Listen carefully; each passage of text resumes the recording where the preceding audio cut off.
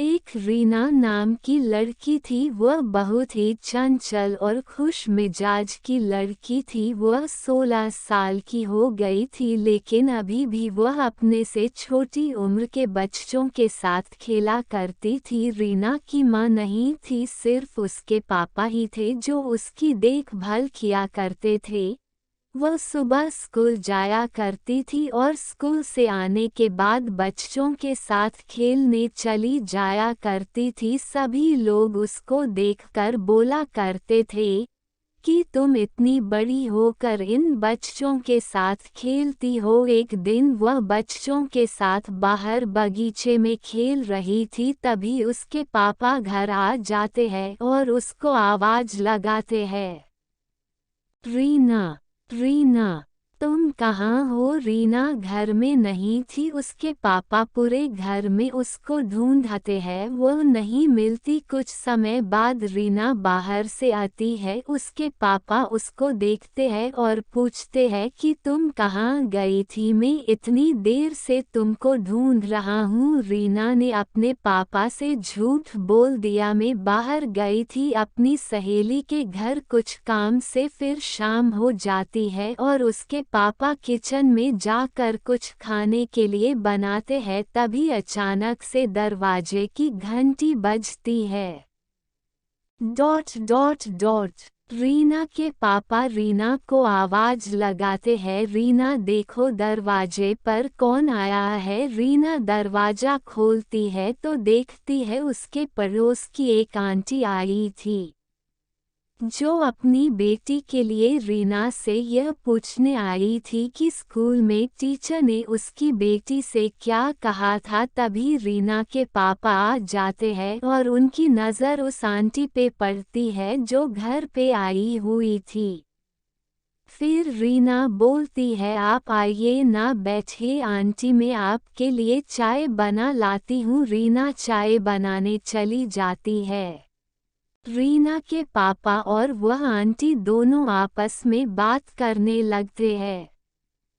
रीना के पापा बोलते हैं कि मैं और मेरी बेटी ही रहते हैं यहाँ। रीना की माँ के गुजर जाने के बाद सारी जिम्मेदारी मुझ पर ही है। काफ़ी देर बात करने के बाद आंटी बोली, मेरी और आपकी कहानी एक सी ही है। रीना के पापा बोले, कैसे। आंटी बोली, मेरी पति तो है लेकिन वो हमारे पास नहीं रहते हैं, वह विदेश में नौकरी करते हैं और 3-4 साल में एक बार आते हैं, बस कुछ पैसे भेज देते हैं। तभी रीना चाय लेकर आ जाती है। फिर आंटी और रीना के पापा चाय पीते हैं और काफ़ी सारी बातें करते हैं। तभी रीना की आंटी रीना के पापा से बोलती है कि अब मैं चलती हूँ, काफ़ी देर हो गई है, फिर कभी आऊँगी। फिर वह चली जाती है। रीना और उसके पापा खाना पीना खा कर सोने चले जाते हैं। रीना के पापा रात भर उसी औरत के बारे में सोचते रहते हैं। फिर एक दिन रीना के पापा ऑफिस के लिए जा रहे थे, तभी रास्ते में उन्हें वही औरत दिखी। बस स्टॉप पर वह बस का इंतज़ार कर रही थी। रीना के पापा ने अपनी कार को रोका, दोनों ने एक दूसरे को देखा। तभी रीना के पापा अपनी कार का शीशा खोलकर बोलते हैं उस औरत से, बोले, आप यहाँ क्या, आप बस का इंतज़ार कर रहे हो। औरत ने बोला, हन मैं बस का ही इंतज़ार कर रही थी, आइए मैं आपको छोड़ देता हूँ। रीना के पापा ने बोला, वह गाड़ी में बैठ गई। फिर क्या था, दोनों के बीच तालमेल और बेकरारी बढ़ गई। रीना इस बात से बेखबर थी कि उसके पापा और रीना की फ्रेंड की मां के बीच कुछ शुरू हो चुका था। फिर इन दोनों के दिल इस कदर मिलने लगे की बात फ़ोन कॉल समेत चैट और सोशल मीडिया तक आ गई। रीना के पापा और वह औरत काफ़ी रात रात तक फ़ोन पर बात करते रहते थे। एक दिन जब रीना स्कूल गई थी तब रीना के पापा ने उस औरत को घर पर बुला लिया था मिलने के लिए। वह दोनों एक कमरे में थे, बाहों में बाहें डालकर एक दूसरे में खोए हुए थे और दिल की बातें कर रहे थे और इस अंधे प्यार की गहराई में खो गए थे और सेक्स संबंध की ओर बढ़ने लगे। वह दोनों बेड पर थे और उन दोनों में वह सब कुछ होने लगा जिसे सभी लोग सेक्स बोलते हैं। तभी अचानक रीना स्कूल से आ जाती है और वह घर में घुसती है। रीना के पापा के कमरे का दरवाजा बंद देखकर वह सोचती है, क्या आज पापा ऑफिस नहीं गए? वह उनके कमरे की ओर जाती है। उस कमरे से कुछ आवाज आ रही थी। रीना ने उस कमरे का दरवाजा खोलना तो चाहा लेकिन दरवाजा लॉक था। फिर वह सोच में पड़ गई कि आखिर कमरे में कौन है। वह घूमकर खिड़की की ओर गई और खिड़की से झांककर देखने लगी। उसने देखा कि उसके पापा और उसकी फ्रेंड की मम्मी थी जो सेक्स कर रहे थे। फिर वह भागकर अपने कमरे में चली जाती है और वह सोच में पड़ जाती है कि यह कैसे हो सकता है। कुछ देर बाद रीना के पापा कमरे से बाहर आते हैं और उस औरत से बोलते हैं कि आप अपने घर चले जाओ, हम दोनों काफ़ी देर से साथ में हैं। मेरी बेटी रीना स्कूल से आने वाली है और आपकी बेटी भी घर आ गई होगी। वह औरत अपने घर चली जाती है। रीना के पापा सोफे पर बैठकर टीवी देखने लगे। तभी रीना अपने कमरे से बाहर आती है, सब कुछ छुपा कर अपने मन में अपने चेहरे पर मुस्कुराहट के साथ अपने पापा के पास आती है। रीना के पापा उसको देखते हैं और बोलते हैं, बेटी तुम कब आई स्कूल से? रीना ने बोला, बस अभी ही आई थी।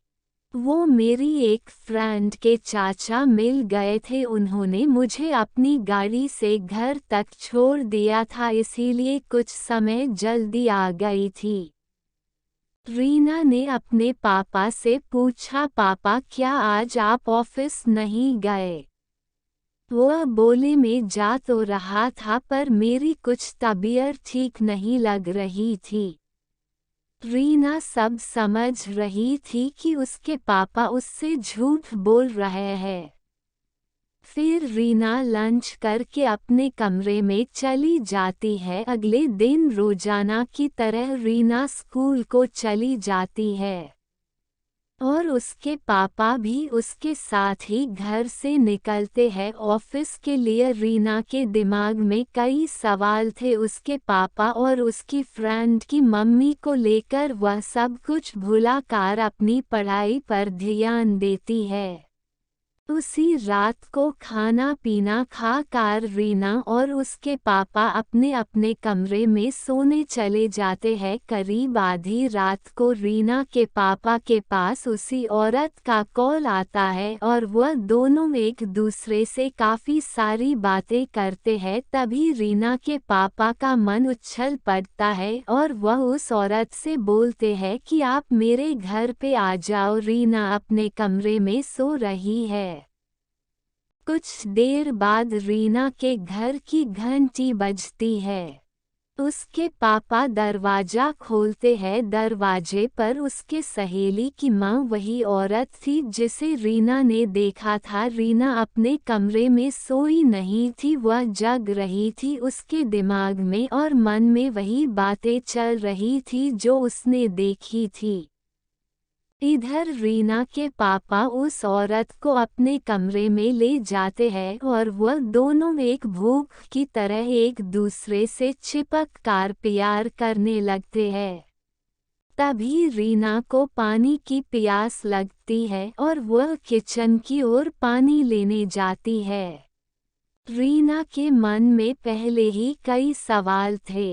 तभी उसकी नज़र उसके पापा के कमरे पर पड़ती है। उस कमरे का थोड़ा सा दरवाज़ा खुल रहा था। वह पास जाती है और झककार देखती है तो उसे वही नज़ारा फिर से दिखाई देता है कि कमरे में उसके पापा और उसकी सहेली की माँ थी जो आपस में अपनी हवस को पूरा कर रहे थे, सेक्स कर रहे थे। वह दोनों प्यार में भूखों की तरह एक दूसरे से प्यार कर रहे थे। रीना सब कुछ अपनी आंखों से देख रही थी कि क्या है यह सब कुछ। वह इतनी भी नादान नहीं थी कि इन बातों को समझ ना सके। वह सब कुछ देखने के बावजूद रीना अपने कमरे में चली जाती है और रीना अपने कमरे में जाकर रोने लगती है और उसे अपनी मारी हुई माँ की याद आती है। इसी तरह रीना के पापा और रीना की फ्रेंड की मम्मी की रंगीली कहानी चलती रही। सब कुछ रीना अपनी आंखों से देखती रहती थी। इन्हीं बातों के चलते रीना परेशान और उदास रहने लगी थी। वह गुमसुम बैठी थी एक दिन स्कूल में। तभी सभी बच्चे आपस में बात करते हैं कि इस रीना को क्या हो गया है, यह गुमसुम बैठी रहती है, किसी से बात नहीं करती, बस अकेले में चुपचाप बैठी रहती है। आगे की कहानी सुनने के लिए प्लीज़ 1 लाइक जरूर करें। इधर रीना के पापा उस औरत के प्यार में पागल होते जा रहे थे।